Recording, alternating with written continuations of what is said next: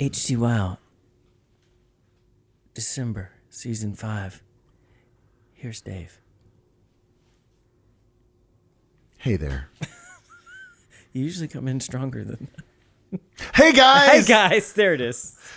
What is up? I hope you're having a fantastic holiday season. We're not going to play any holiday music on this podcast. So if you are playing the game where you're trying to avoid the Mariah Carey song or the Wham song, don't worry. We're not going to sneak that in there and blow it for you. We're only going to play stuff from New Order. It's a very special New Order Christmas on HTWOW. We're very excited. We hope you're excited because we're getting back to our roots and we're giving you the Christmas present that you didn't know you wanted, but you desperately need. Speaking of which, you desperately need to become a patron. If you want extra HTWOW content, if you want more jams and more drunk us, but less talking, only the good stuff, then please become a patron. Go to oldwaver.com and click on premium, or if you go to patreon.com and search HTWOW, you can become a patron for as little as $5 a month, and you get the HTWOW After Dark podcast. You get some stickers. You get a koozie. There are higher levels where you can get more stuff, or you can just email me at htwowpod@gmail.com and I'll hook you up with a scarf. Or some merch, whatever. We'll work it out. I can't guarantee Christmas delivery or anything. No, there's no guarantees of anything. But we appreciate all of you that support us throughout the year. The patrons make all of what we do possible because we reinvest your generous patron donations into equipment to make this pod bigger and better. And HTWOW is going to take over the world in 2022. I don't know. It's totally going to be our year in 2022. Yeah, even years are kind of my years. So be ready for us to do a live show at a venue near 2020 you. Was weird, but I see what you mean.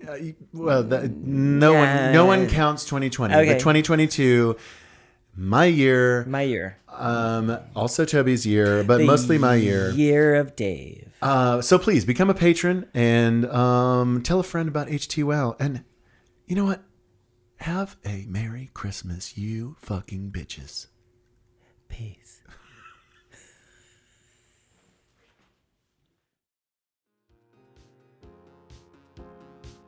Go antiquing and get like old gas station signs. Right. Look at this Gulf sign. When was the last time you saw a Gulf station? Yeah, is that a drunk bar or what? This will look perfect. Oh, you know that big piece of fence in my back? I'm going to put this on. I'm going to put this Gulf sign on there. Sinclair. I mean, it's got a dinosaur on it. Dinosaur on Because dinosaurs died and turned into oil.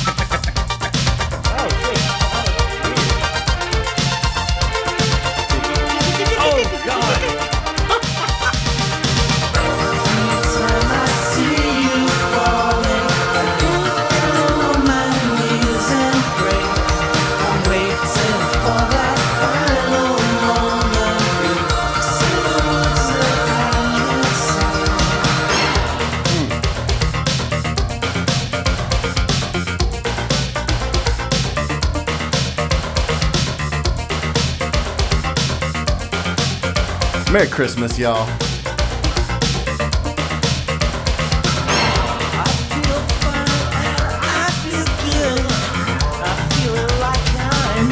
I just don't know what to say. I don't even know what to say. I'm not sure what this could mean. I don't think you're what you see. I do admit to myself that if I hurt someone else, then I'll never see just what we're meant to be. Yes. You have found the December 2021 edition of HTWOW High Tea with Old Waver. This is episode 53 of HTWOW. That angelic voice that you hear is Toby. Hello, Dave. He's the high tea part. I'm Dave, the Old Waver part. I'm at Old Waver on Twitter. He's at Toby Pipes on Twitter. We're both at htwowpod@gmail.com if you would like to send us your warmest holiday greetings. And we thought we would do something a little special. Just a little special for the holidays. Can't believe we haven't done it. I know. Can you believe we've done 53 episodes now, and we've barely even scratched the surface of New Order. It doesn't make any sense. I mean, arguably my favorite band ever. I vacillate. You know, you have your Mount Rushmore of New Order, Depeche Mode, The Cure, and The Smiths. Right. I mean, I'm sure there are people who would maybe take one out, Yeah, put something pick and else choose. in. But for me, that's my new wave alternative Mount Rushmore. And I can kind of vacillate as to which one is my number one at any given point in time. But I would say that New Order has probably been my number one more than any other. Really? They're your number one. I get it. I don't know. I mean, I love the Smiths. I love Depeche Mode. I love The Cure. I didn't love The Cure as much back then, but I love The Cure more now than I did back then. I know that Craig is the same way, and Manny used to be the same way too. He would switch all the time. Yeah. It would be Depeche Mode, New Order, and then all of a sudden, it's like The Cure's the thing. Yeah. Well, I know towards the end that Manny was kind of he had burned out on New Order, that he didn't even want to listen to New Order anymore. It was just he's heard it way too much. Yeah. But we are going to focus this entire episode on New Order. This is not just a Toby book report. This is an HTWOW holiday special New Order edition.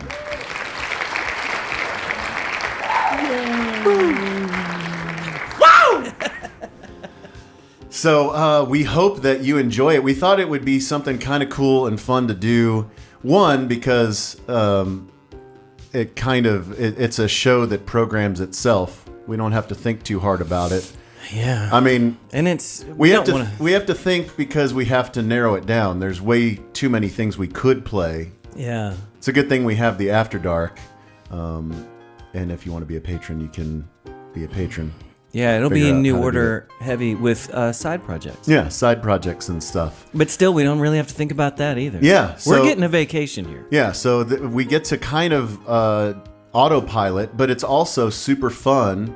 And it's, for those of you who maybe have thought we've been playing too much new stuff, and maybe you just want to go back and touch home base, just let's recenter and get back to the basics for the holidays. This is for you. This makes sense. It totally makes sense. It's good at the end of the year to bring it all back. So, I don't know.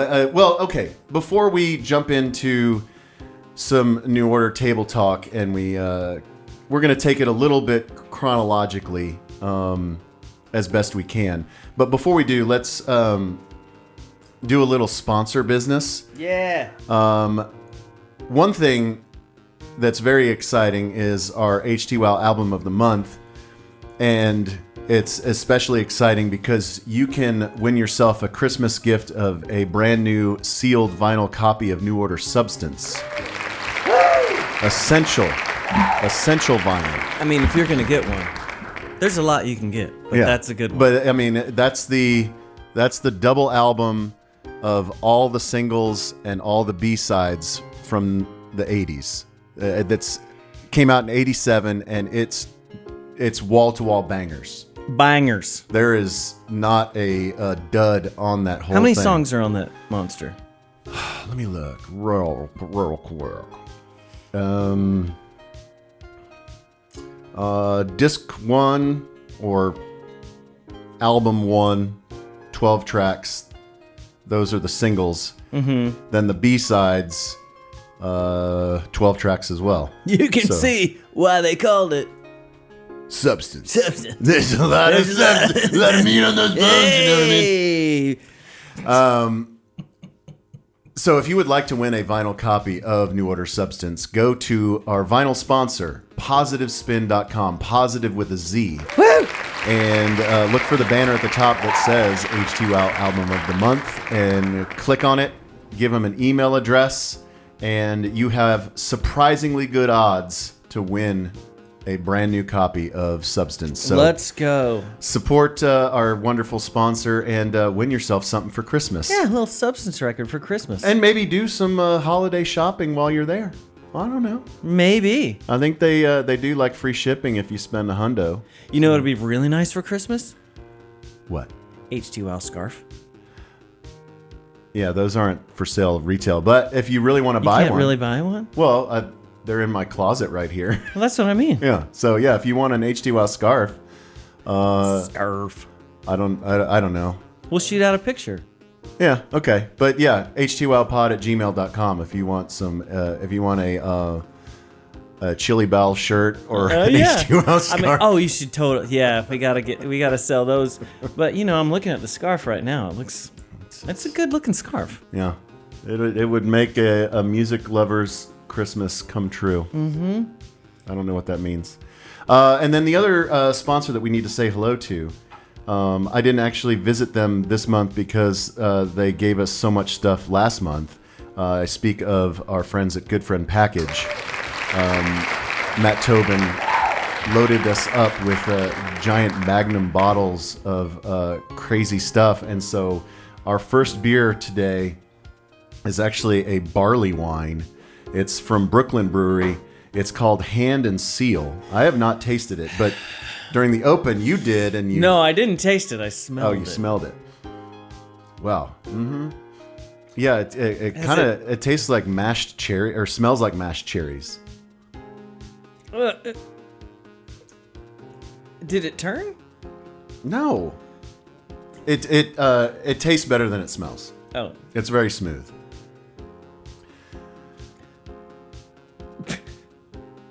So this is a...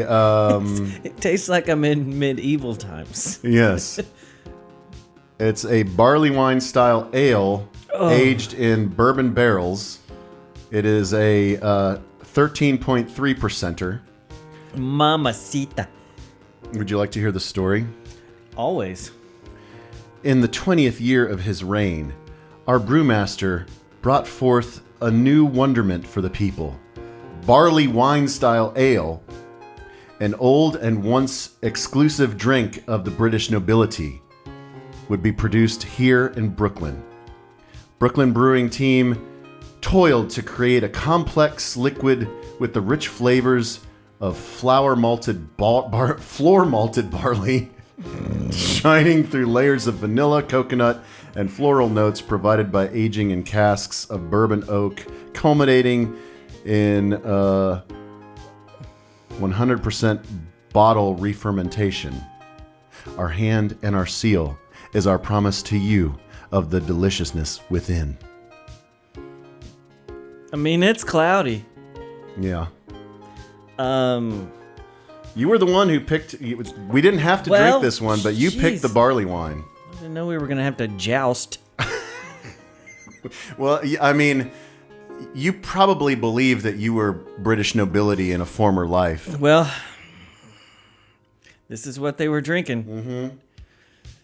This is what they had with their. Actually, you're right. It's really not that bad after like 3 or 4. No, yeah. You just got to get used to it. You gotta. It's not a traditional beer flavor or texture or color. Yeah, it's like if you did travel back to medieval times, you just need to get used to the smell.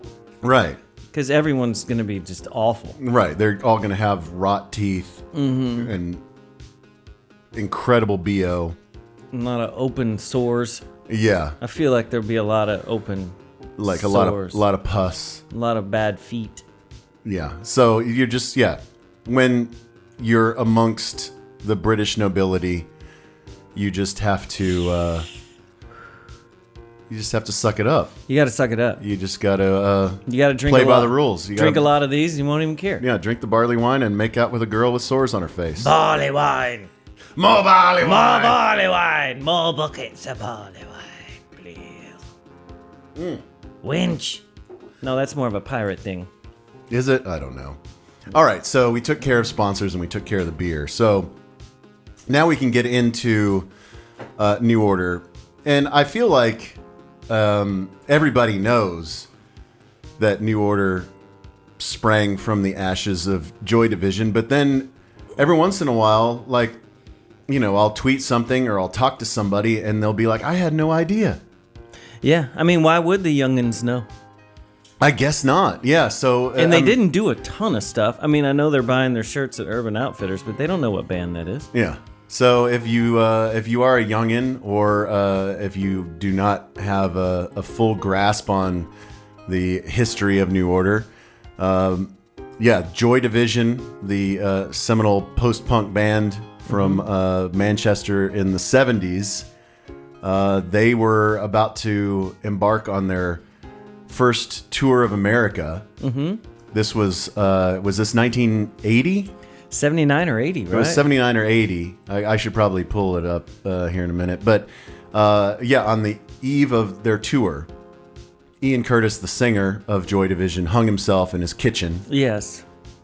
And because he had a problem with seizures. Yeah, he had epilepsy, and I guess that they were getting worse. His seizures were getting worse. I think the more nervous, the more it would happen, kind of thing. And right? so he It was worried kind of like snowballing, and so he was afraid that he would happen on stage or something. Yeah, he would go, and they would have their first show in New York, and he would have an epileptic fit, and it was kind of a secret. Like, yeah. His close friends knew, the bandmates knew, but other people didn't. And so he's very ashamed of it. And so he took his own life out of fear or shame or whatever. Who knows? And so afterwards, the rest of the band had to figure out, well, are they going to carry on as Joy Division, or are they going to keep making music at all? Who's going to be the singer? Who's going to be the singer? And so what they ended up doing is the three dudes that were in Joy Division with Ian decided to carry on, and they brought on Gillian Gilbert, who was Stephen Morris's girlfriend, the drummer. Who makes the band. Yeah, and so she plays a little bit of keyboards, a little bit of guitar. Little guitar at first, and I think she does it every now and then live now. Or she doesn't go anymore, does she? I think she left the band before the last record, I think, or after the last record. Yeah, I think it was one of those things. She kind of comes back and goes whenever she wants, but Right. there's no hard feelings. She just kind of doesn't want to do it sometimes. Right. So Which makes sense. But yeah, her whole feeling on everything changes the whole vibe of it. yeah, so she brought a brightness to the band. She brought a more, I guess, danceable. Almost more pop. Yeah, a more pop vibe. It took a while to get there because on the first record as New Order, which came out like 8 months after Which is insane. Ian Curtis died. Like Yeah. they just, it's one of those things. Like you need to, if you're grieving, sometimes you just need to take your mind off it, and you just need to stay busy. And so they just jumped right into, well, we're gonna. We're not going to be Joy Division. We're going to create this new band, and we're going to call it New Order. Which is great. And we're going to add Gillian to the band, and they put out Movement within 8 months of Ian Curtis's death. Mm-hmm. But as you said, they couldn't figure out who was going to sing, because on Movement, most of the songs are sung by Bernard, or I like to call him Bernard Sumner. But then a couple of the songs are sung by Peter Hook, the bassist. Mm-hmm. But they both kind of sound the same, because they both sound like they're trying to do Ian Curtis. Which, if you're going to pick a singer, it's funny that they picked him, because his voice is... Yeah. Ian Curtis is not your prototypical frontman at all. He is not a crooner. No. But cool voice, but not acquired taste. Yeah. So a couple of records later, they kind of Bernard kind of gets into his own thing, and that's when it really gets going. Yeah. So we wanted to start from the beginning, because there's so much to play, and there's so much that, as we said, that we're not going to get to. And the whole history of it. If you want to really know it and have a funny movie, 24-Hour Party People pretty much tells the story. Yeah, it's not all about New Order. It's about the Manchester or Manchester scene. But Yeah. New Order is a key player. Because they were part of the label and everything. Yeah. So it makes it's a very good watch. Yeah, so if you've never seen 24-Hour Party People, what is the Coogan... After we do the 101 filming, the next one needs to be 24-Hour Party. right. I mean, come on. It's everybody. Right. What is the... I mean, at the end, they say, you really should have signed the Smith. It's genius. What is... that Steve Coogan? Steve Coogan. Yeah, Steve Coogan. Yeah. He's a genius. He is so good. Yeah, so if you want a primer on that whole scene, 24-Hour Party People is great. And we can talk about this after the song, but I also have a DVD of their first show in New York as New Order. DVD. So after Movement came out, they finally did tour America, but they had no idea what they were doing. Oh, it shows on the thing. I've seen that before. It's awesome. And it's just kind of like when you're watching... when you're watching Get Back, if you've watched the Beatles thing on Disney Plus. I'm having to save that because, and we played with the Shiny Ribs last night, and I was talking to the backup singer, and she was talking me into it, because I was like, sometimes things are a little too close to, like, arguments in the studio with band stuff. I don't know if I want to sit through that, because but it's weird. There's not a lot of arguing. Well, that's what she was saying. She was like, no, it's fine. I know what you mean. I've recorded a bunch of records where things get kind of dark too. It's not like that. And I was like, okay. So she talked me into it. Yeah, but as you're watching Get Back, and you're watching these songs like form in front of your eyes, right? You're watching the songwriting process. You're watching, this legendary band create in front of you. Mm-hmm. That's kind of the sense that you get in a different way, but watching the shows of early New Order, because they are really figuring it out on stage. Mm-hmm. And it's also cool when they show in documentaries and things like that practice space they had, that loft. I think they even filmed a video in there at some point, but it had like all the scratchings on the door before they open it up, and you go in there. That was the Level Tear Us Apart video. Oh, is that what that is? Yeah. Okay, going up the stairs and then the door. It's so cool. Then when New Order gets going and they're in that same space, I guess it's cool looking. I'd love to know where that was. And right, that'd be cool. So they really are struggling at this point, and if you've never listened to Movement, but you think you know who New Order is or what New Order is supposed to sound like, Movement will definitely throw you for a loop. And we need to make a decision, because, like I said, there's so many things we could play. And so we put down two songs that we could play here in this first slot. One is Dreams Never End, which is the lead track off of Movement and the most well-known song off of Movement.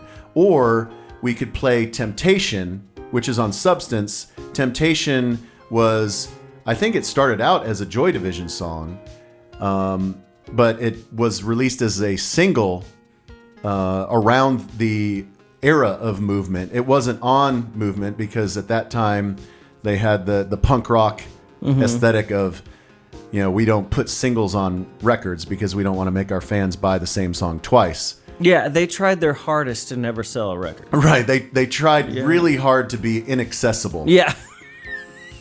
And always bands that do that seem to sell the most. Right. So I don't know. Should we play Dreams Never End or should we play Temptation? Let's play Dreams. Let's play that one. Okay. Is that the earlier one? I mean, they're around the same time. I don't know. I think they probably, at least the single version of Temptation probably isn't the same one that they recorded during the Movement sessions, but I think there is a version of Temptation from the Movement sessions. All right, well, let's play this one because this is a good way to kick it off. Yeah, okay, so we'll play Dreams Never End. We'll play Temptation on the After Dark. Sure. But yeah, so I believe this is Bernard, but again, trying to sound like Ian. And there's synthesizers in it, but it's very much a post-punk guitar-based song. They're figuring it out. Not what you expect, but awesome all the same. This is Dreams Never End from Movement on HTWOW.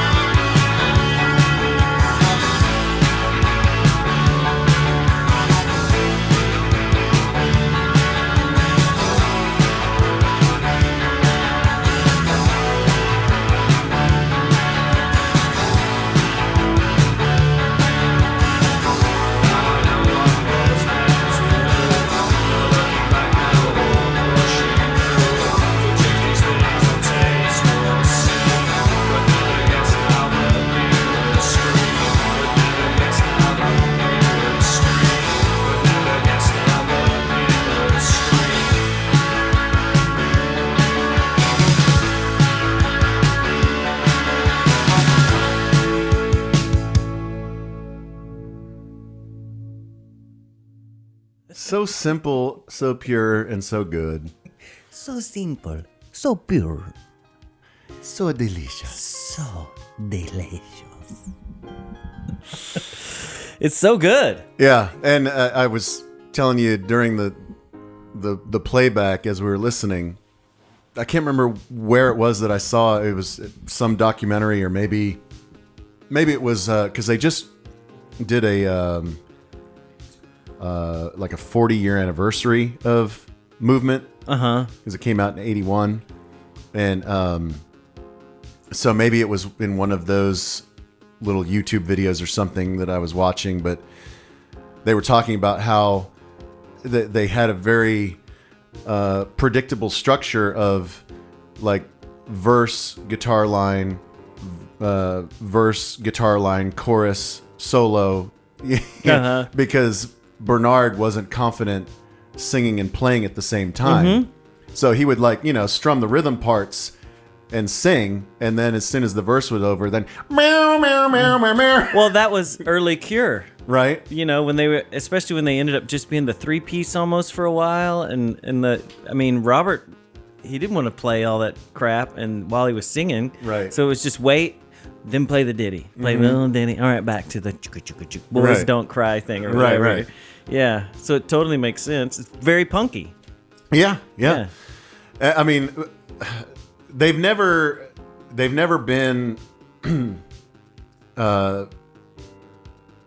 renowned as the best musicians in the world.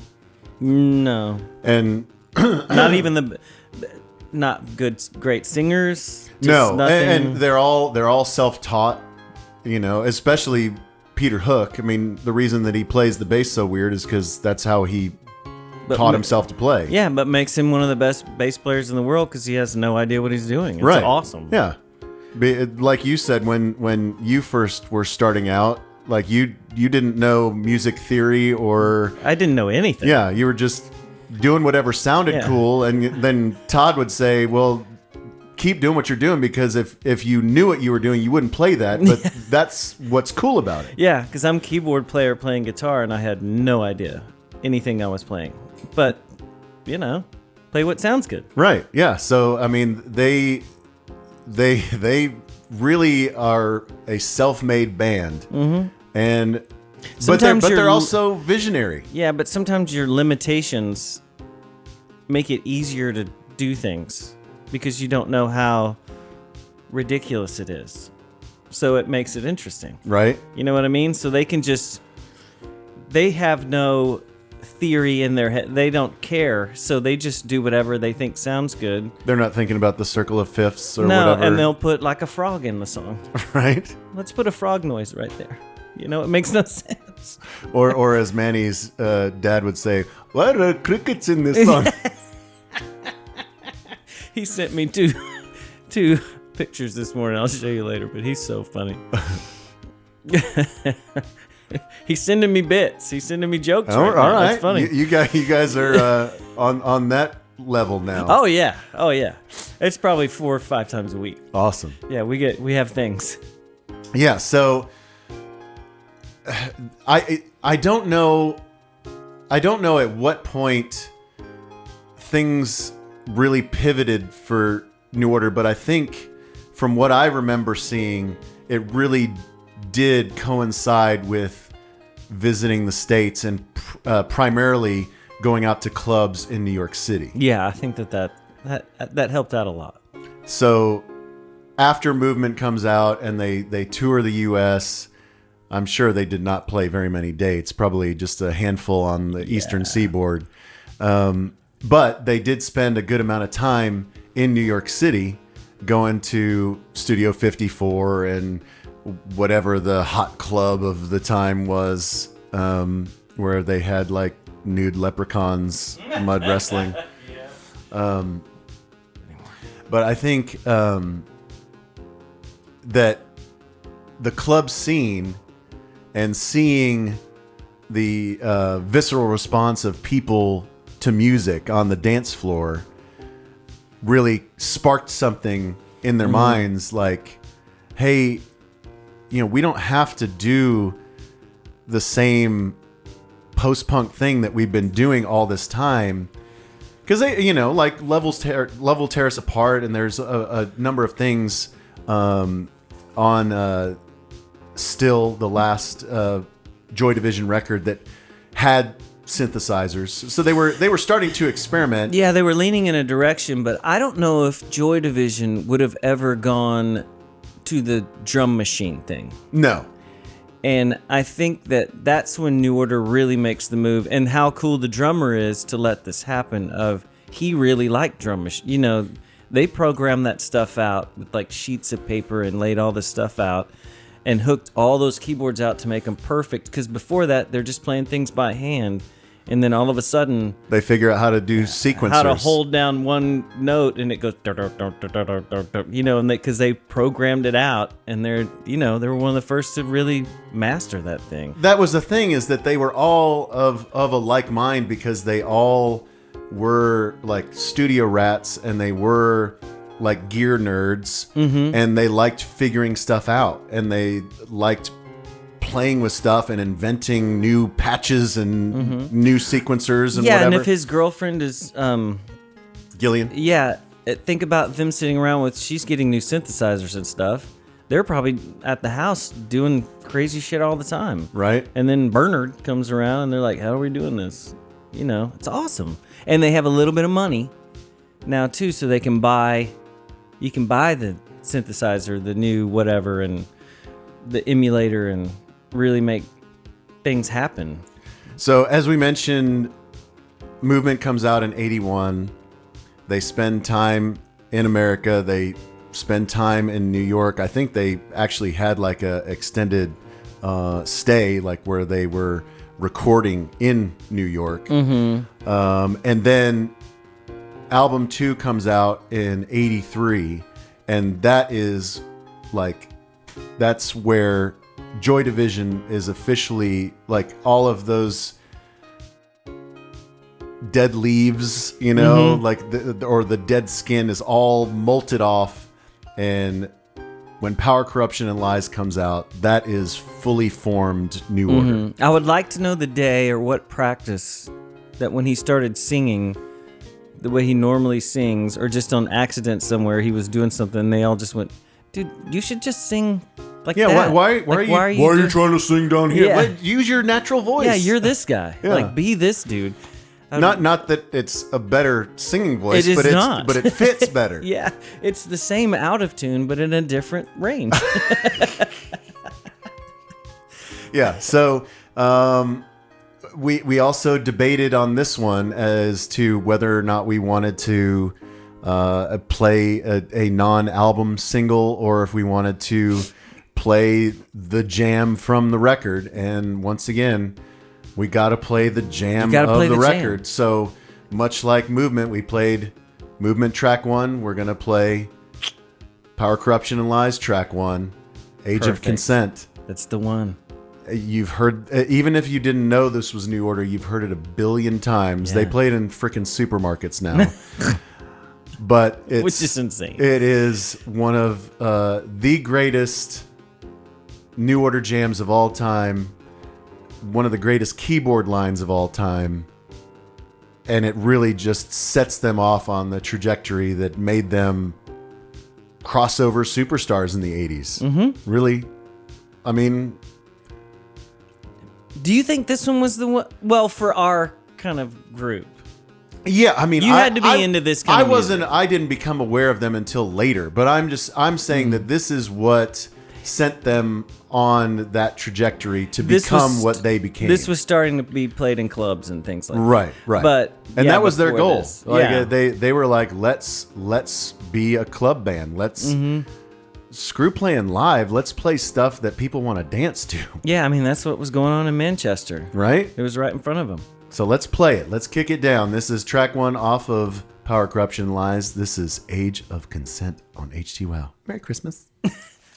Won't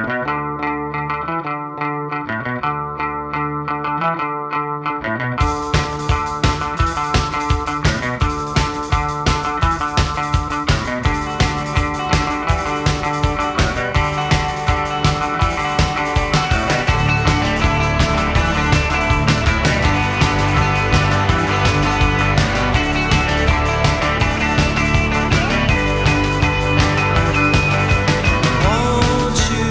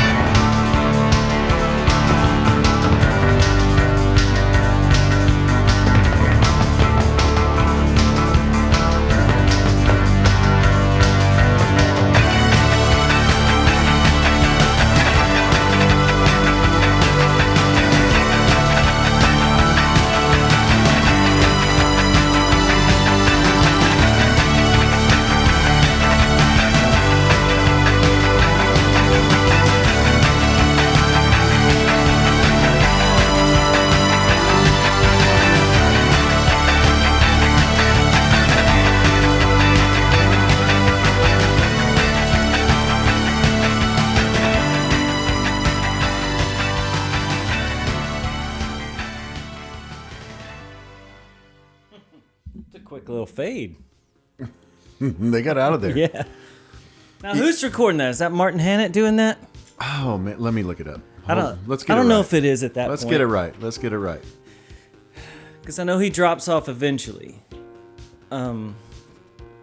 As we said before we got into it, it's the pivot point for New Order. So you still have live drums, you still have guitar, but you have the very prominent keyboard line, and you have Bernard finding his voice. And can you imagine just the looks, like everybody's sitting there in the control room when he goes, "Ow!" Yeah. Like everybody's like, "What?" Yeah. What are you doing? Evidently, this Power, Corruption, and Lies was self-produced. Yeah, I knew eventually. You know, even in the 24-hour party people, remember Bernard is in there with a lot of bands that the label's recording. Mm-hmm.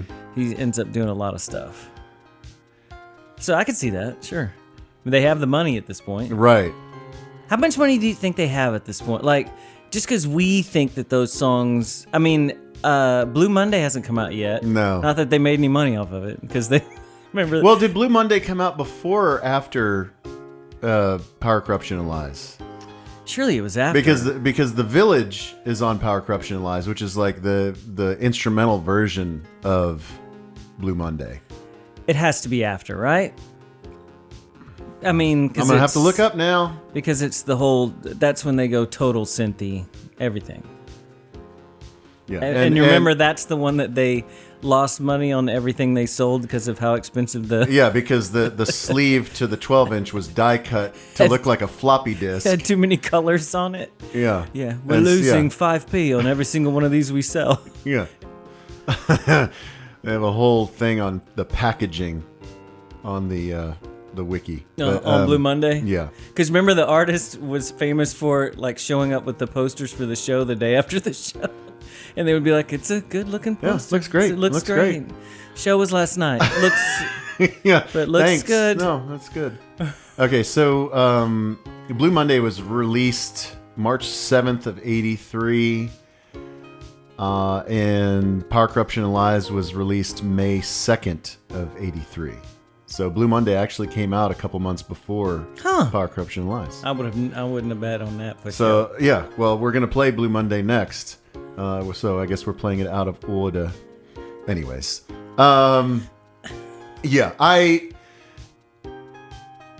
go back and forth on what my favorite New Order record is. Mm-hmm. A lot of times, it's Technique, just because I think that's when I really, in real time, fully was invested in New Order. that's when you got into it. Yeah, and that's prime of my life, high school years, whatever. Mm-hmm. But it's probably Power, Corruption, and Lies. I think it might be my favorite. Low Life is great too, Front to cover. but No, they do. Yeah, all of those. I mean, it's hard to pick. yeah, it really is. When I was younger, I used to flip flop back and forth all the time. But I think it might be Power, Corruption, and Lies. Yeah, and it has the iconic cover. With the flowers. Yeah, so it's Peter Seville. Is that how you pronounce his name? Seville. Sevilla. So he is their frequent collaborator on their graphic stuff. And so it has it's a painting called A Basket of Roses by some French artist. It's part of London's National Gallery, but then he puts like kind of like a color code up in the top right corner. It's like a mashup of like classic art and technology that doesn't make sense, but it's perfect sense in my mind. I just love it so much. Yeah, it's awesome. Anyways, okay, so we're gonna get more into New Order as they become unlikely pop superstars, and as I said, we'll play Blue Monday, their most iconic song, here in just a bit. But we do want to talk a little bit about stuff we teased on the November episode of HTWOW, because we teased that we were going to have a very epic Friendsgiving, and we certainly did. And so I think we can kind of, I don't know that there's a whole lot to talk about of our actual Friendsgiving, like our belated Turkey Day. We'll send out the pic. I mean, the pic says it all. Yeah, so we can talk about that after Blue Monday. But in this segment, I wanted to talk about the experience of going to the Cowboy game, watching Cowboy Raiders, and sitting in the seats that my wife was able to snake, as it were, from the Raiders. Mm-hmm. Those seats were amazing. Behind the Raiders bench, because we had a big group, ended up being 8 of us, and so 4 of us were sitting kind of right at the 50, maybe 12 rows up, and then you and 3 of our other friends were at about the 40, and you were maybe 20 rows up. Right. So we could see each other, we could wave. Yeah, hey! And then at the end, in the fourth quarter, we ended up consolidating because a bunch of people had left, and so you guys came and sat with us. Well, we also, you could tell if someone got up to get a drink, we were like, oh, Dave's going up there. Let's go.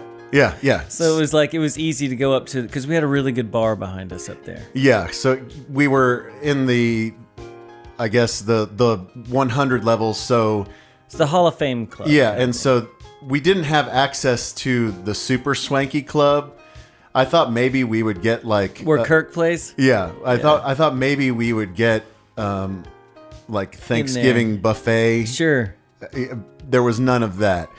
There were tickets and no like special privileges beyond the tickets. But at least that 100 level, you have your dedicated concession areas, your bars, like full service bars where you can get liquor and stuff, and you have your own restroom for that section. Right. And so only people that sit in those sections can access this concourse. And so it makes things pretty quick to take care of business. It's posh. Yeah. And so every break, like at the end of a quarter and at halftime, we would all convene and talk about what was the insane things that we were watching on the field, and everyone was like, "It's gonna be fine. Everything's gonna be fine. Everything's fine. Everything's fine." But it was also what was happening all around us. It was chaos. Yeah, it had been a long time since I had been to a Thanksgiving game, and it was lit. Everybody was ready to party. And the game was so long that everyone it was like got a 4-hour game. It went to overtime, so that... Yeah, I think Norm ended up saying that was 4 hours and 10 minutes. Yeah.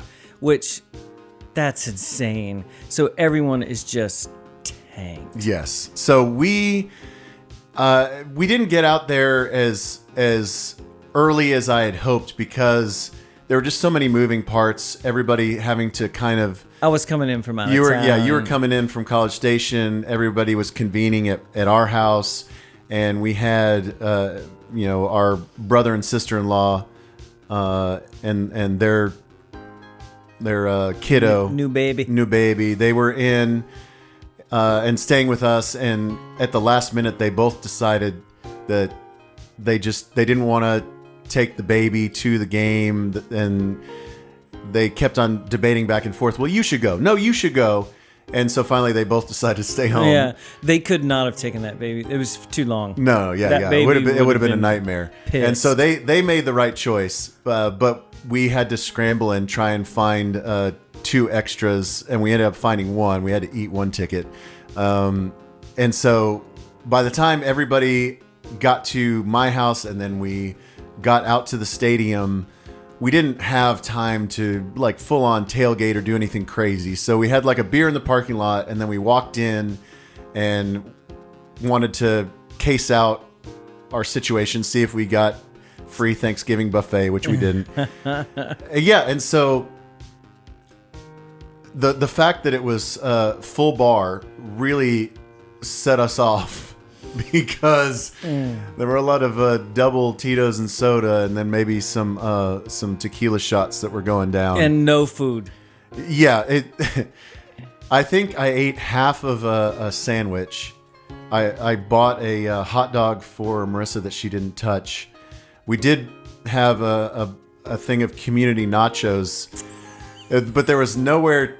They didn't have any tables or anything in the concourse, so our friend Craig was the tall boy table, just with his palm out holding up the nachos for everyone to eat. Which is really out of place for him. Yeah. He's not nacho guy. No.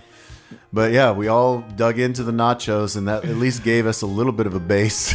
Yeah, I had one or two of those, and Katie made me eat one bite of her hot dog because she saw me looking at it. She was like, just eat it, and shoved it in my mouth. And I was like, I don't want... Oh, God. Well, it's good. It's good. Tasty.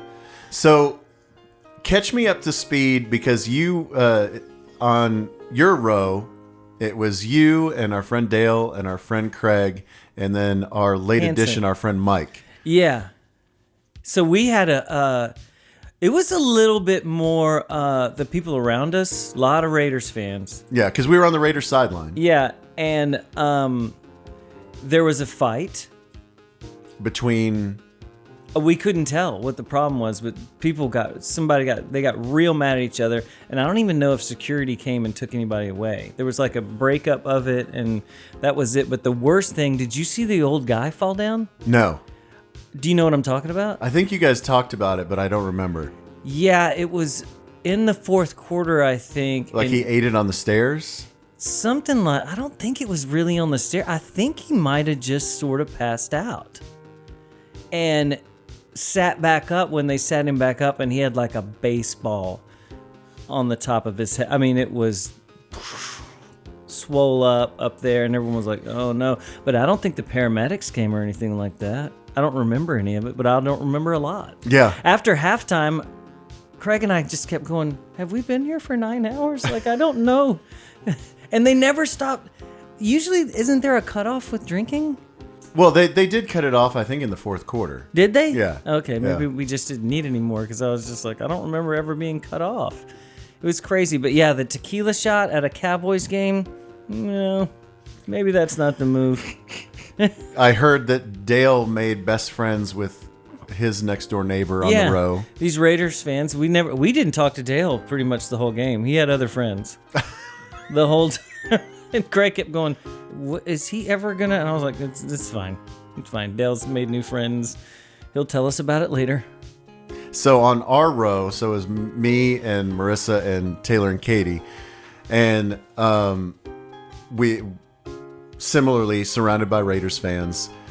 I'm wearing my my throwback Staubach jersey, which I got a text from my brother-in-law right as the game was about to kick off. Like, I just saw you on TV. I went back and looked. It's like when they're doing like the opening kind of scene set, and Nance and Romo are talking, and they're doing kind of like the sweeping pan of the stands, and they have the graphic of Happy Thanksgiving, Raiders, Cowboys, and you see my bright royal blue 12 walking down the steps trying to find my seats. Do you have a beer? Oh yeah. I had a beer and a tray of food that didn't get eaten. Yes. I mean, it's not like close up. I'm like just amongst the crowd, right. But I stand out because I have a giant head and a blue jersey, and so we are surrounded by Raiders fans. Pretty uneventful for the most part. But there's one guy that's in my ear, like right behind me the whole game, like, and always commenting on stuff, And man, I'm for the most part, it's not annoying, but it's every once in a while I'm like, man, I want to say something. Mm-hmm.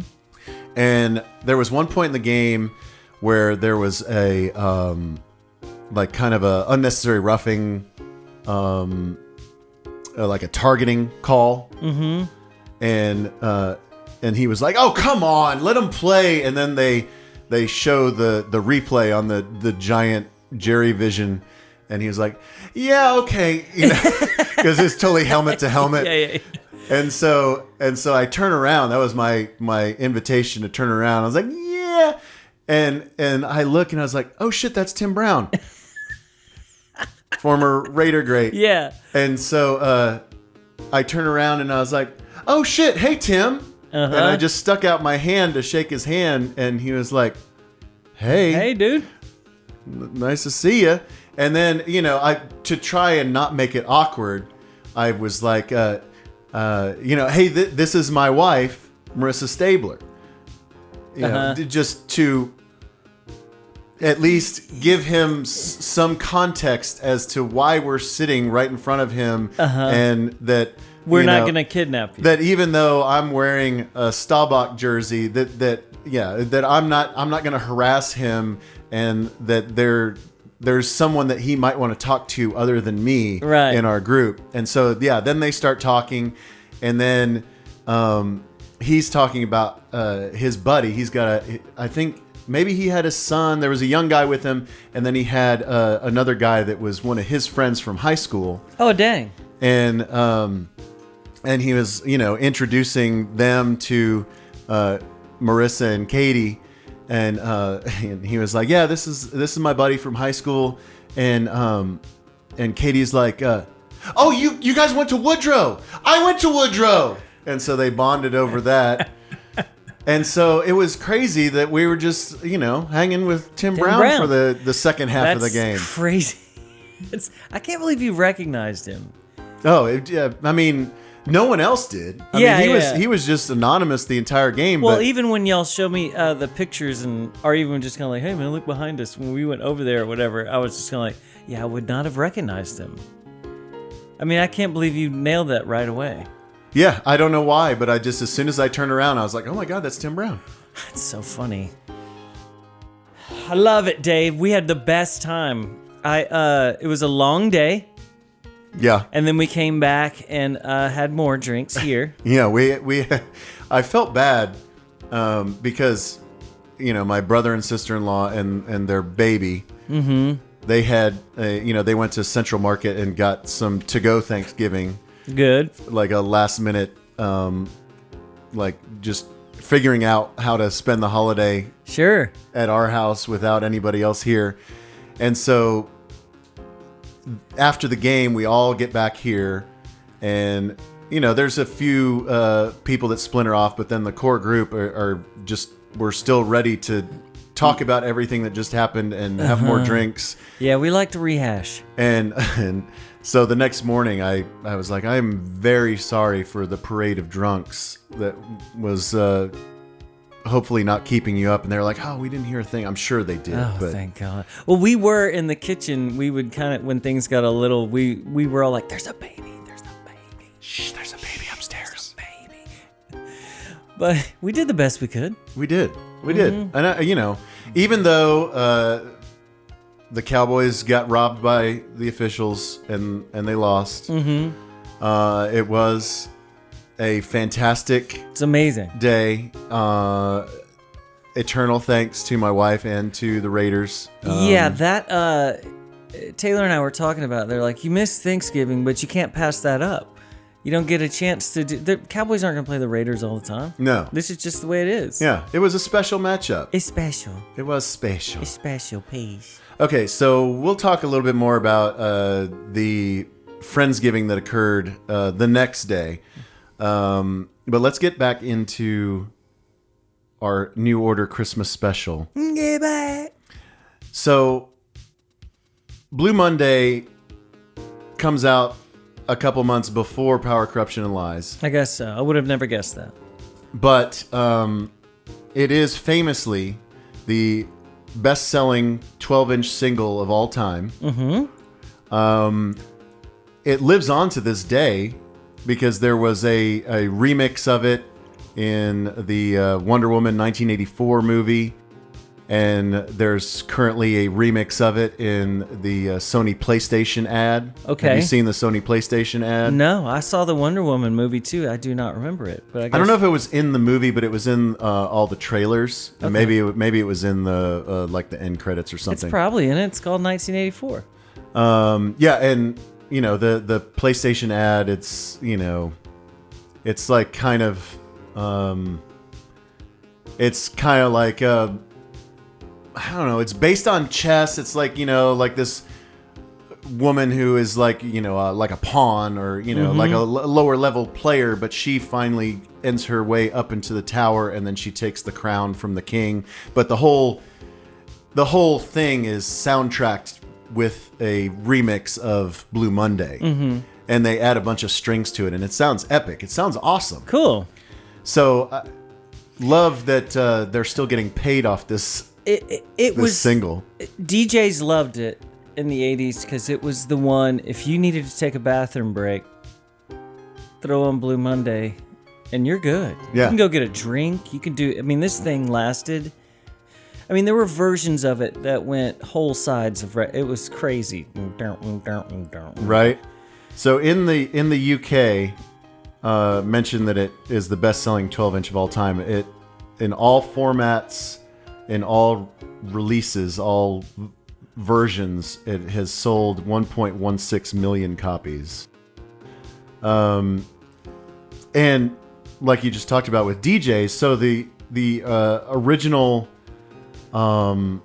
purpose of Blue Monday was it was supposed to be their encore. Okay.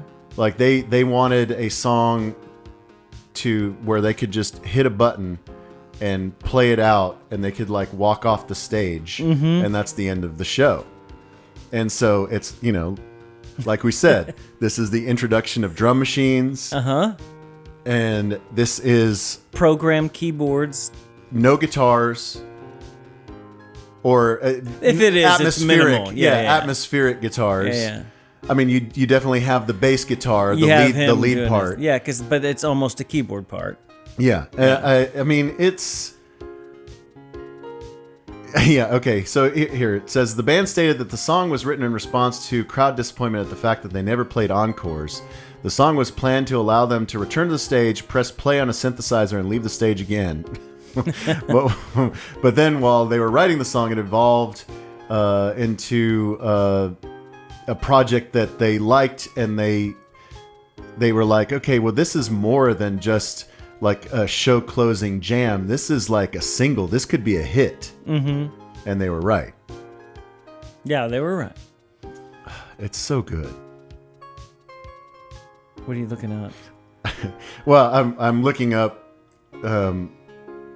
what you were talking about losing money on everyone. They lost 5 pence per sleeve Yeah. due to the die cut of trying to make it look like a floppy disk. Yeah, he put every single color you could get on there, and they just went, huge art. When you're on Interscope and you turn in the album cover, they'll go, yeah, we can't go over 4 colors. That doesn't make any sense. Like, right. Why would we do that? So New Order does it and put every single color you could possibly do. And it's only on the corner of the thing, so it's pointless. Yeah. Yeah, it steals the same kind of color coding from the cover of Power, Corruption, and Lies, except it goes down the whole spine. The whole thing. And yeah, it's like every color of the rainbow. It's the most expensive cut of anything. It's so dumb. But it makes sense that artist is like, well, that's what it is. Yeah. Like, okay. It's the future. It's a floppy disk. We won't sell any of these anyway, so let's go ahead and do it. And then it shoots to door, and they end up losing money on the best-selling 12-inch of all time. So a couple things to listen for as we play this. If you have heard this a million times, as many of us have, even though I've heard it a million times, it never gets old. It never gets old. I will never punch out on this song if I ever hear it. You've heard it at a dance club a million times, and the second this one comes on it's a dance floor filler. It was the banger. Yeah, but a couple things to listen for if you're wanting to listen to it again for the first time. They talk about that a lot of the song was stolen from a Donna Summer song called "Our Love," and that the bass line is stolen from Sylvester's "You Make Me Feel Mighty Real," and that Hook's bass part was derived from Ennio Morricone soundtrack for a few dollars more. Yeah, that's kind of a stretch, right? Yeah, but it's like they took all of these disparate influences and threw it into a blender and turned on a sequencer, and this is the magic that came out. So let's listen to it. This is Blue Monday, the highest selling 12-inch single of all time on HTWOW.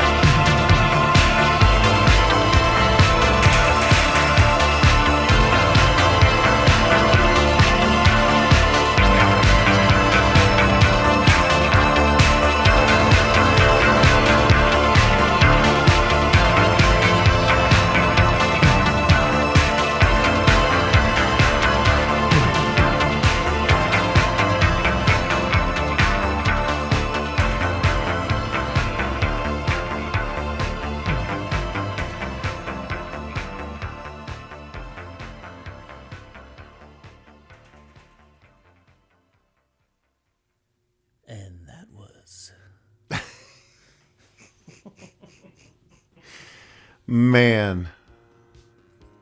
I don't care what anyone says. I don't care who you are. That's a jam. I mean, I'm not too sure, even with computers, even how people can do anything you want right now. I don't know if anyone could do that. There's so much happening. Yeah. And you have to make, and it's so hard with like a dance song to make the words cool. I mean, at one point he goes, "Now I stand here waiting," and then doesn't say anything. He just stopped singing. I do remember hearing at one point that maybe it was on this song that because they weren't the best lyricists, again, like they weren't the best at a lot of things. Yeah. But that they would do like pull the lyrics out of a hat. The Eno thing, yeah. Yeah, that they would just put random words on scraps of paper and put them into a hat and then pull random words out.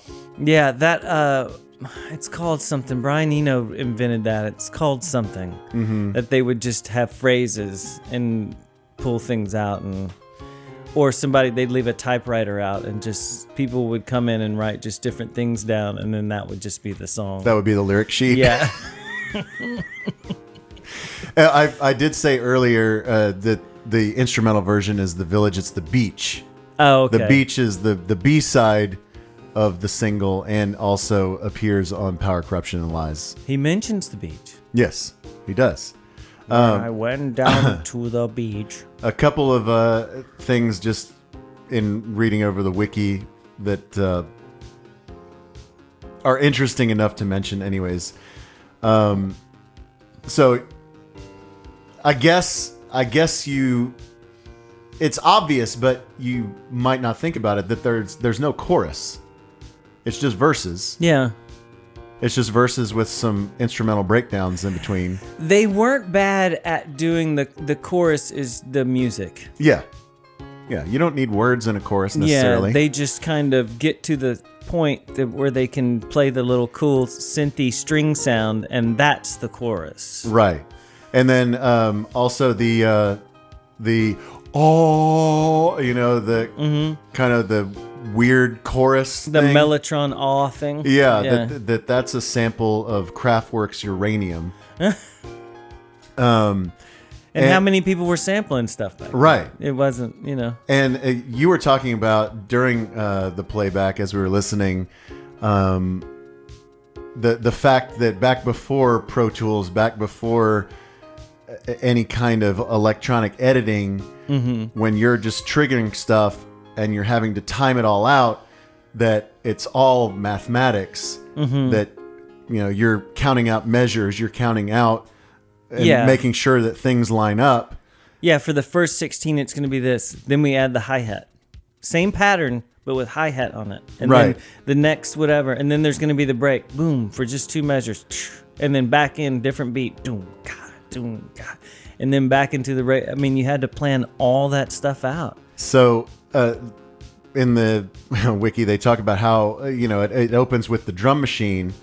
But then the first bit that comes in is a sequenced melody that Gillian Gilbert programmed, but it's out of sync with the beat because she forgot to input a note, and then they just kept it.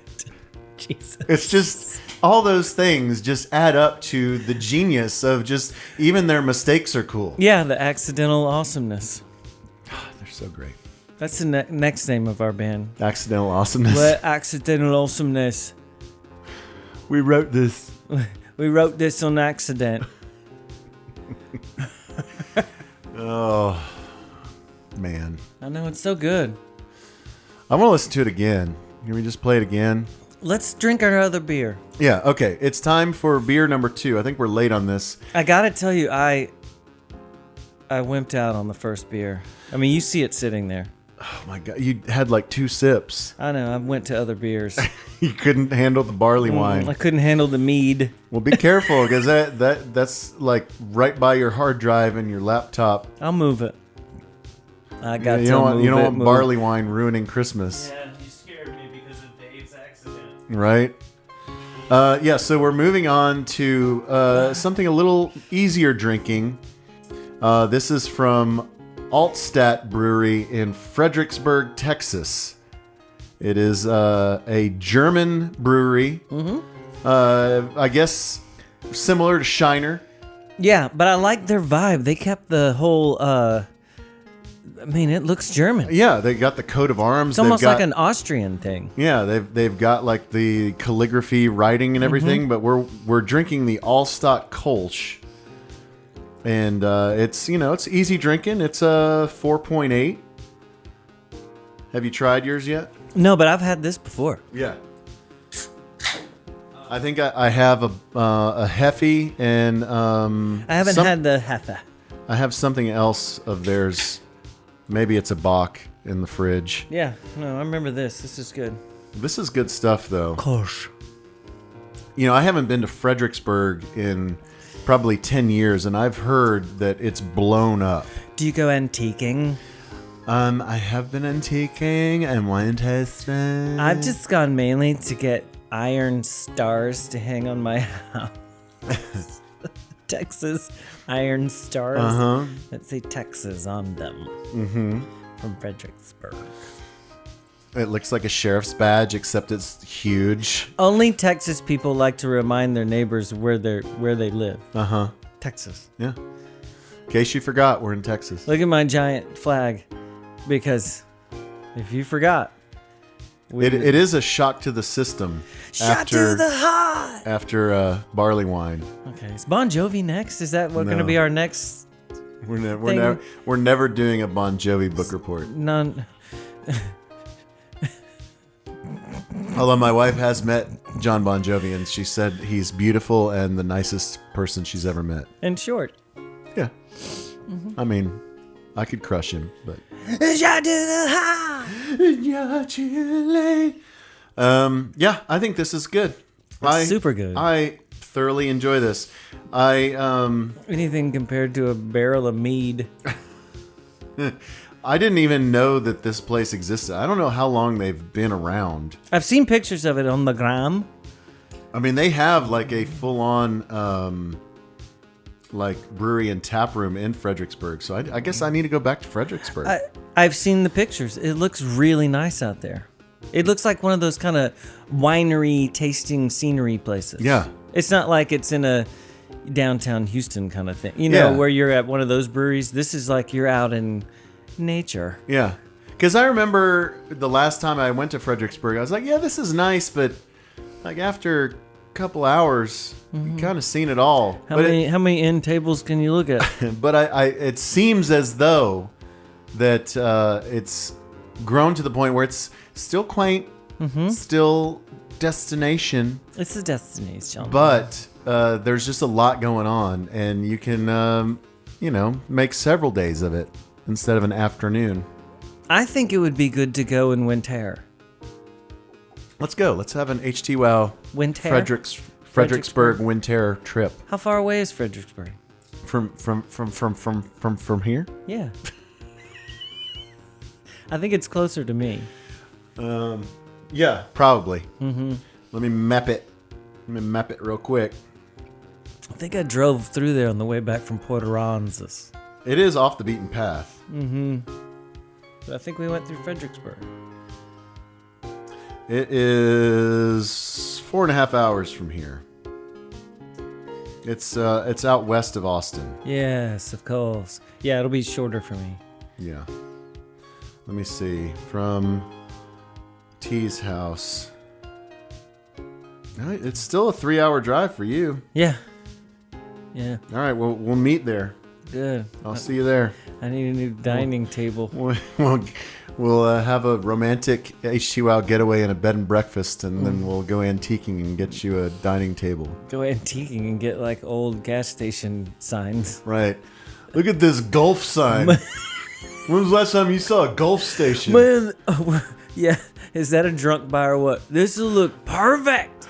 Oh, you know that big piece of fence in my back? I'm going to put this I'm on. going to put this Gulf sign on there. Sinclair. I mean, it's got a dinosaur on it. Dinosaur on Because the side. dinosaurs died and turned into oil. I'm gonna make my back fence look like Chili's. This whole place looks like a TGI Friday. That's what I mean. TGI Fridays. They're all the same place. Oh, okay. Anything you want to touch on from our Friendsgiving proper? The food was great. Best turkey I've had in a long time. Thanks, Marissa. Yeah, Marissa takes pride in her turkey, and this was the first Thanksgiving, or well, obviously first Thanksgiving, but first major cook in our oven. You know, we got a new oven when we moved in here. And we actually sat at dining table. Yeah, but she was very excited because the last couple of turkeys that she's made, she's been very disappointed that the skin wasn't crispy, that it wasn't cooked evenly. But yeah, she nailed it this time. It was really good, and we had a blast. That was fun. We needed that the day after the Cowboy game. Yeah, and it was, I mean, everyone trickled in the afternoon. There was no urgency whatsoever. A lot of kind of bloodshot eyes. Yeah, and we, just college football on the TV. Get some Prosecco going. Had That's how you got to kick it up. Yeah, I had some Prosecco. Had turkey. Everybody brought their sides. You went to the liquor store. Yeah, I loaded up at the liquor store. We were ready to go. That gin's going to last a long time. Yeah. Dude, it was, I think we've talked about this before. I guess last month I was talking about my conflicted relationship with Thanksgiving, because I love Thanksgiving, but I don't necessarily want to hang out with my family on Thanksgiving. Like, I like other people's family, and nothing against my family, just...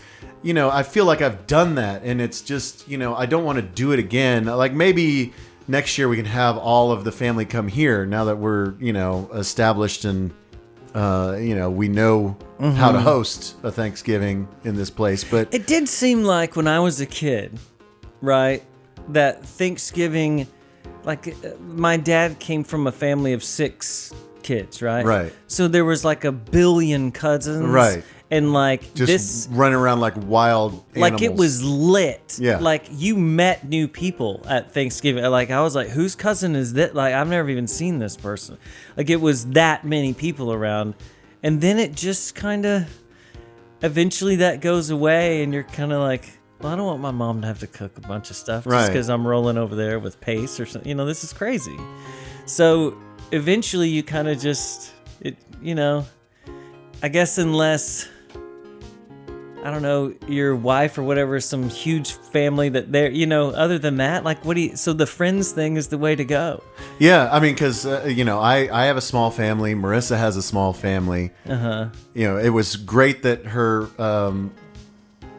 sister and brother-in-law came in town, but then they had places to go, and so they left. I mean, they were in and out. They were here for 2 nights, so Friday, I took them to the airport because they had... other family to go see. You got things. And so... and they got a new baby. People want to see the baby. People want to see the baby.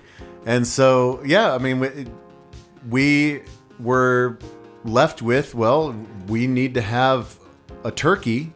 And the main reason that Marissa wants to make a turkey is so she can make her leftover sandwiches. Which I missed out. I know. You had to get back to the station. So, we had Friendsgiving on Friday, and then we had... Sandwich We stand. had... Friendsgiving Dipper, is that what it's called? Yeah, is that what we called it? I think that's what the trademark name is. Man, the Friendsgiving Dipper. She could sell that thing. Yeah. So those were made on Saturday. Not as good as years past because Dale kind of blew the bread. Oh, he was in charge of bread? Well, yeah, he was in charge of bread and he got the wrong kind of bread. So sorry, Dale. You kind of ruined Friendsgiving, but... Yeah, Marissa can't let that out of her control. She needs to be in control of that. I know. I should have... Because Dale had never heard of take and bake rolls or take and bake baguettes. Okay. So he just got like full-on giant French baguettes. I know what you mean, yeah. And so the Friendsgiving Dipper is best when it's on a demi baguette, like the skinnier baguette, and even better when it's on the take and bake, so the bread is super fresh and not all hard and dried out. And so It's complicated. it is complicated. And so now we know not to trust Dale with the bread. Now you know. You can trust him with any other type of meat Yeah, cooking. he can. He's a genius at it. Yeah, maybe we can have him deep fry the turkey next year, or smoke the hell out of it. But yeah, fun times. Fun times. That was fun times. Well, you should post our Norman Rockwell. Yeah, I wish that you were in it because you were the camera person. I'm a camera dude. Yeah, I'm artiste. I liked our. My favorite one was our stock photo where we're all laughing maniacally. Yeah, everyone laugh like you care. Ah. It's golden. Yeah. But I hopefully all of you listening had a wonderful Thanksgiving, whether it was full on family or Friendsgiving, or by yourself with a hot dog, as the guy who called into the ticket said that his Thanksgiving dinner was going to be hot dog. Hot dog. Hot dogs are good. Yeah. But yeah, hopefully you guys had a wonderful holiday. And, But now it's Christmas time. Yeah, now just keep it rolling into Christmas. Keep getting fatter. Keep going. Dude, it's ridiculous. It's beginning to look. You can Keep go. going. Yeah, keep No, I thought we were going to trade off. Oh, never mind. All right, so to wrap up our journey through the New Order discography, we had some decisions to make because we haven't gotten past 1983, and they're still active today. So They're still active. there's just too much to get to, and so for the last jam, we could have played something off of Love Life, which we didn't. We could have played something off of Brotherhood, but we played Bizarre Love Triangle for the intro, so we touched that base. We could have played something from Technique, which is my sometimes favorite, but decided not to. No one really cares about what was the album that Regret was on? I won't remember. They get confusing on what songs are on what record. Sometimes they have too many. Let's see. I can't remember. Oh, Republic. Oh yeah. Yes. Republic. That's the one with it. One half of the cover is like a house burning down, and then the other half of the cover is a guy and a girl on a beach wrestling over a floaty. I don't even remember that. It's so dumb. But Regret it's one of their all-time jams, and that was a great one. But we've played that on the pod before. We could have played something off of Music Complete, which came out in 2016, and maybe we'll play something from that on the After Dark. But we decided to play something from the 2001 record entitled Get Ready. It was sort of a comeback. Yeah. I mean, it was. You hadn't heard from New Order in a long time, and usually those things are failures. Yeah, so Republic came out in 93. And for all intents and purposes, they broke up after that. And Get Ready came out in 2001. And so it was the first in 8 years. And I think it had everyone? Did it have everyone? I think it did. Because I think I know Peter was on there. Yeah, I think after this, Was she on there? I want to say that Gillian had left at this point. She might not have been on it. And then when Peter left, she came back. Yes. She might not want to be in there because he was in it. Yeah. So here is the summation of latter-day New Order. So they get back together in 2001 for Get Ready, full lineup, and they decide to make a more guitar-heavy record because they hadn't really played that much guitar over the last couple records that they put out. And then the next album that came out, Waiting for the Siren's Call, in 2005, that is when they added Phil Cunningham, and he replaced Gillian Gilbert. Okay. I mean, she might have had kids at that. Yeah. Well, she had kids with Stephen Morris, the drummer. They were still together at that point? Yeah. Huh. Yeah, they had gotten married. They were dating like all through that, through their heyday. And then they got married in the 90s. They had kids. And so she wanted to stay home with the kids. And so that's when they got Phil Cunningham in the group. And then after that record came out, that's when Peter Hook left. And then she came back. Yeah, because I think, I'm sure she just had enough of him. Yeah. He was kind of a thing, man. He was the thorn in... Yeah, and there's still a lot of acrimony. Music Complete was the first without Hook, but it did have Gillian back in it. And then they also added some other dude, and I can't remember his name. Steve. Oh, they already have a Steve.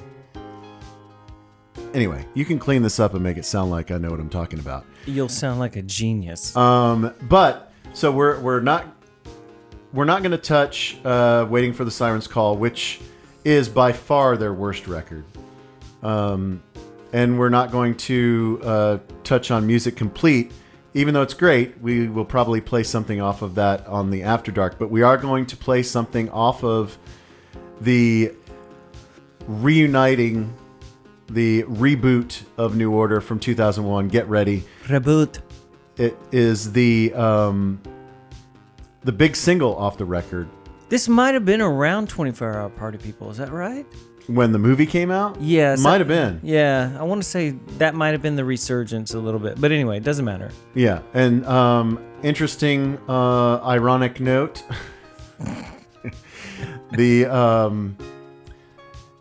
The video for this song, Crystal, in the video, I know what you're going to say. there is, they're in a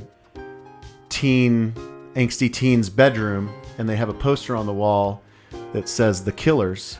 Do you And remember? that is where The Killers got their name. Well, remember, they're not in the video. That's a fake band playing. Right. That's what I'm saying. And so on the kick drum, also on the video of the band playing, says The Killers. Right. It's awesome.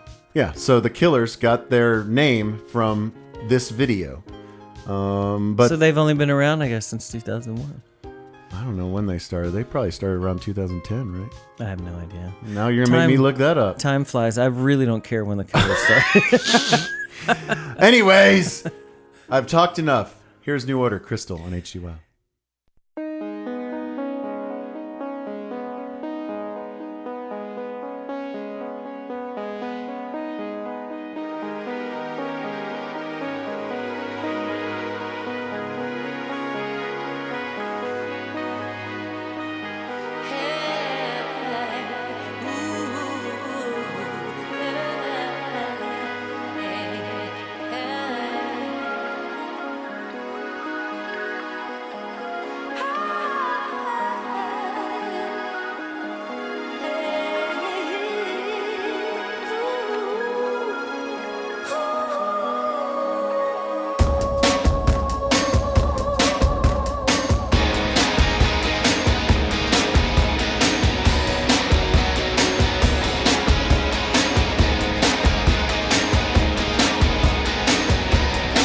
Like crystal, we break pieces. I'm a poor man. If you leave me, I'm applauded, then forgotten. It was summer, now it's autumn. I don't know what to say. You don't care.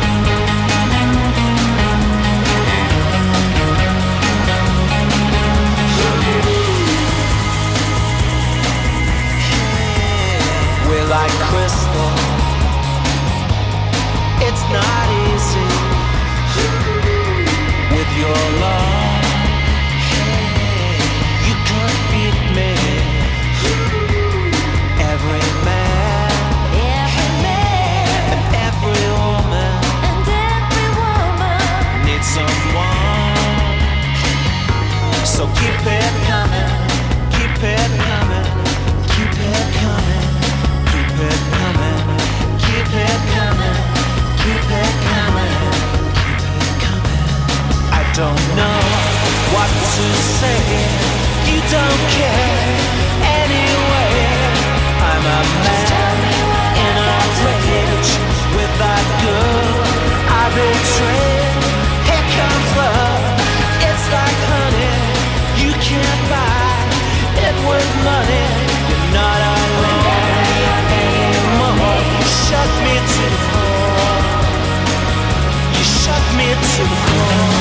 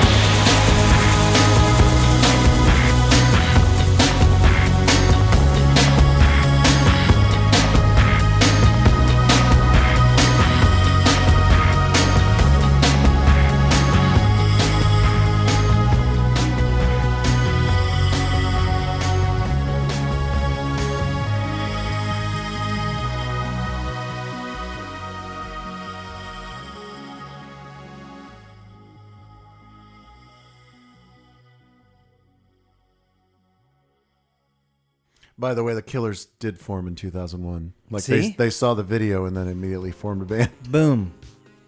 New order. Influencing the world. That's what they do. They were the first influencers. That's true. That's true. It's such a good song. Because you know why I was happy about that song? It's because they could have sucked.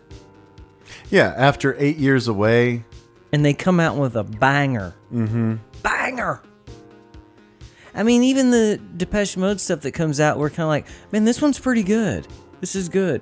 But I would listen. Crystal could have been on any of those. Like, I would have been happy if that was on any of those records. Mm-hmm. Such a good song. And there were other good ones off that too.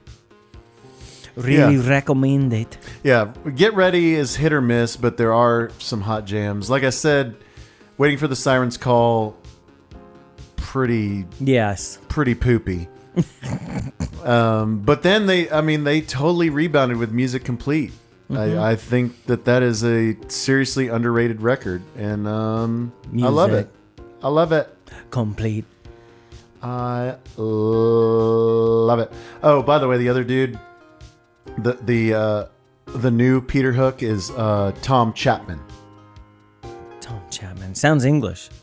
Yeah. So like Phil Cunningham and Tom Chapman, I don't know if you remember, maybe we'll play a tune from this on the After Dark since we're going to delve into side projects. Yeah. But do you remember Bernard Sumner's side project, Bad Lieutenant? Yes. So Phil Cunningham and Tom Chapman were both in Bad Lieutenant. Okay. But also, did those two do something on their own? Or one of those guys were in something? It doesn't matter. I don't know. You don't need to look it up. It's fine. I don't know. Oh, we played we played it on the pod. I know, that's why. Shadow Party. Yes, and which one is that? It's both of them, I believe. Yeah. See, I'm not totally insane. Yeah, no, you're totally not insane. Half of my brain is probably burned, but the rest of it works. Yes. Slightly. Yes. So, Shadow Party is Phil Cunningham and Tom Chapman. Yeah. See? Sometimes I can remember things. I mean, maybe we'll play a Shadow Party song on the After Dark. I mean, tomorrow I won't even remember that we discussed this, but I remembered it right now. It's like when they say, if you're going to study for a test drunk, be drunk when you take the test. Right. Or like high. Yeah, because then you will be able to access those same parts of your brain that you studied. So that's when people think I'm dumb most of the day. Just wait till I'm drunk. Yeah. Then I will Then everything is going to be unlocked. If you want to hear about World War II, I got it. By the way, Shadow Party. So it's Tom Chapman, Phil Cunningham, but also Josh Hager and Jeff Friedel of Devo, if you remember that. Dang. No, I did not remember that. So it's Devo and the young spares from New Order. I'm sure it's the spares from Devo, too, because I don't remember those other guys. Yeah, whatever. Anyways. Well, that was fun. That was fun and easy. It flew by. You know, time flies when you're having fun. I know. I hope that this inspires you to make it a very New Order Christmas in your household. I know. All right, let's get out of here.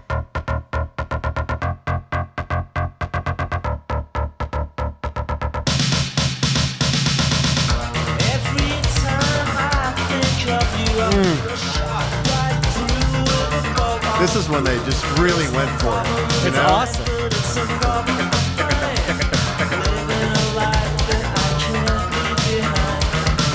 Oh, I was going to tell you. So just Spotify.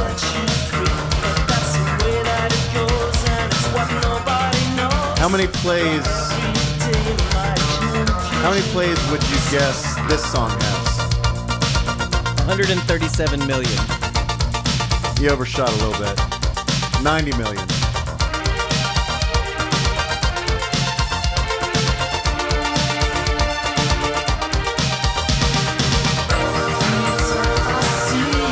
Blue Monday. How many? Shit. Now, here's the thing. Blue Monday, there's the original version. There's a lot of versions.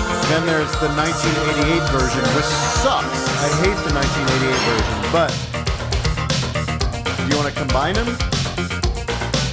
Or you just want to just look at the original version? You have to go original. Okay. How many plays does the original version of Blue Monday have? Just Spotify.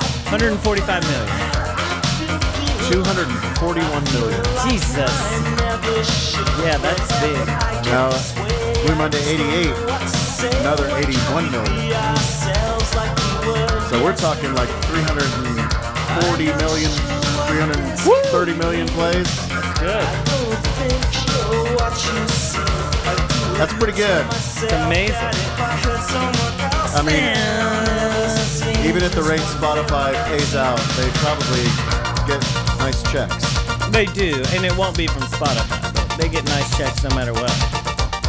They get all their money from Sound Exchange. Yeah. 1, 2, 3, 4. This is the kind of song where you run out to the middle of the dance floor and you put your hands above your head and you just twirl in a circle. words that I can't say. And then maybe you do a little Molly Ringwald. I see you falling. I get down on my knees and pray. I'm waiting for that final moment. You say the words that I can't say. Thank you so much for being here. The December 2021 episode of HTWOW, episode 53. Please tell a friend. That would be your Christmas gift to us. Yeah. As if you would tell a friend about HTWOW. Maybe a friend who loves New Order, or a friend that you think should love New Order. Just have them give this a spin. Maybe they'll like us. Maybe they'll like New Order. Maybe they'll fall in love with both of us. They probably will. They'll fall in love with HTWOW and they'll fall in love with New Order. And the world will be a better place. By the way, don't forget to go to positivespin.com and register to win a vinyl copy of Substance, which obviously has this on it. I mean, holy hell. Holy hail. Yeah. What? So good. Feels so good. Can't wait to go antiquing in Fredericksburg with I you. know. That's going to be so good. We'll see you guys next month in 2022. And don't forget to become a patron. Listen to all the side projects and crap. Merry Christmas.